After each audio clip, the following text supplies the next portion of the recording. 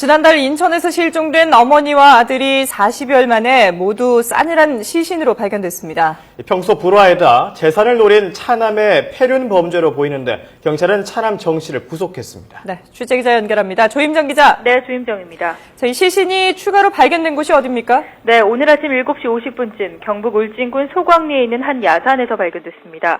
피의자인 장남 정모 씨의 외가가 있는 곳인데요.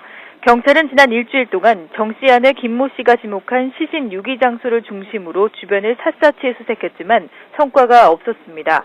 하지만 밤사이 차남 정 씨가 범행을 자백하면서 한 달 넘게 방치돼 있던 시신을 수습할 수 있었습니다. 경찰이 차남 정 씨를 직접 데리고 울진으로 가서 장남 정 씨의 시신을 찾아낸 겁니다. 장남 정 씨의 시신은 어제 발견된 어머니 김 씨와 마찬가지로 비닐 등에 겹겹이 둘러싸여 있던 것으로 전해졌습니다. 또 시신의 일부가 훼손돼 있던 것으로 확인됐습니다.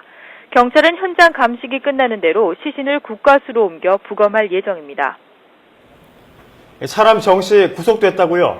네, 그렇습니다. 차남 정 씨의 영장 실질 심사를 진행한 인천지방법원은 오늘 오후 정 씨에 대한 구속영장을 발부했습니다. 법원은 정 씨가 중형이 예상되고 도주의 우려가 크기 때문에 영장을 발부했다고 밝혔습니다.